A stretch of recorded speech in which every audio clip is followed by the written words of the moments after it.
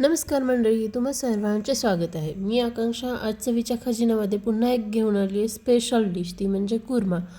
कुर्मा ही महाराष्ट्रीयन लोकांची खूप फेवरेट अशी डिश आहे. तर चला आता आपण त्याची रेसिपी पाहूयात. तर पॅनमध्ये थोडेसे तेल गरम करून घ्यायचे आणि त्याच्यामध्ये जातील खडे मसाले जसं की जिरे, कर्णफूल, दालचिनी, मिरे, लवंगा आणि मसाला वेलची. त्याच्यासोबत जाईल कांदा. आता कांदा आपल्याला परतून घ्यायचा आहे अगदी सोनेरी रंग येऊपर्यंत. तर कांदा परतून झाला की त्याच्यामध्ये जाईल टोमॅटो. एक टोमॅटो मध्यम आकाराचा आणि एकदम बारीक चिरून घ्यायचा.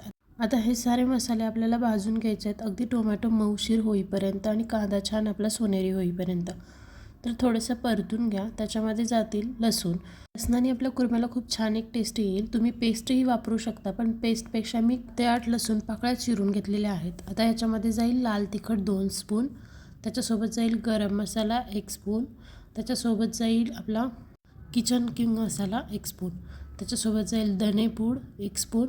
आणि आता हे पावडर मसाले आपल्याला छान परतून घ्यायचे आहेत अगदी मसाल्यांमध्ये मिक्स होईपर्यंत. तर ह्याच्यामध्ये जाईल खोबरं मी भाजून त्याची एक पावडर करून घेतलेली आहे. त्याच्यासोबत जाईल तीळ पण सेम भाजून त्याची पावडर करून घेतली आहे. तुमच्याकडे जर असं पावडर नसेल तर तुम्ही मसाला करू शकता त्याचा. थोडंसं पाणी टाका आणि छान आता आपल्याला शिजवून घ्यायचं आहे अगदी तेल सुटेपर्यंत. तर छान असं परतून घ्या आणि एक वाफ काढून घ्या अगदी व्हिडिओमध्ये तेल सुटलं इतपत. नंतर त्याच्यामध्ये जातील काही शिजलेल्या भाज्या जसं की बटाटा हा स्मॅशरनी स्मॅश नाही करायचा आणि त्याचे कापही नाही करायचे, कारण काप केले तर त्याची कन्सिस्टन्सी भाजीत उतरणार नाही. त्यामुळे आपल्याला स्मॅश करायचं आहे, पण त्याचे तुकडे राहतील अशा प्रकारे.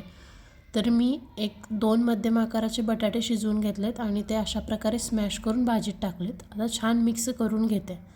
त्याच्यासोबत आपल्याला आणखी काही भाज्या ॲड करायच्या आहेत जसं की फ्लावर पण मी त्याचे तुकडे काढून स्वच्छ धुवून उकळत्या पाण्यात शिजवून घेतलेलं आहे.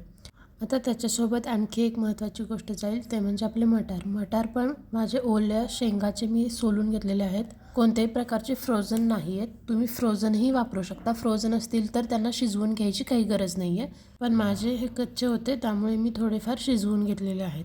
त्याच्यासोबत याच्यामध्ये ॲड होईल काजू पण घालून छान मिक्स करा आणि थोडंसं पाणी टाका.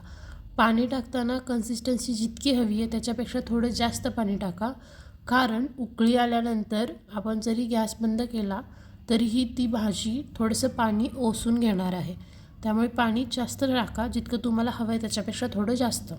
आता तुम्ही मीठ अंदाजाने टाका. जर तुम्ही भाज्या शिजताना मीठ टाकलं असेल तर थोडं कमी टाका. मी नाही टाकलं त्यामुळे मला 2 स्पून मीठ लागेल. आता अगदी लास्टची स्टेप आहे. आपल्या भाजीला आपण छान अशी उकळी काढून घ्यायची आहे. उकळी येते आहे, मी याच्यामध्ये कोथिंबीर ॲड करते आणि परत 5 मिनटं आपल्याला शिजवून घ्यायचं आहे. तर 5 मिनटं एक उकळी काढून घ्या किंवा वाफ काढून घ्या आणि त्याच्यानंतर तुमची भाजी मस्त तयार होईल. तर तुम्ही पाहू शकता एकदम मस्त आणि किती छान सुरेख अशी भाजी झाली आहे. नक्की ट्राय करा आणि मला कमेंटमध्ये कळवा. लाईक करा, शेअर करा, सबस्क्राईब करा, म्हणजे मला मोटिवेशन मिळत राहील. तुमच्या काही रिक्वेस्ट असतील डिशच्या तर कमेंटमध्ये नक्की कळवा. मी त्याचेही व्हिडिओ घेऊन येईल. थँक्यू. एन्जॉय.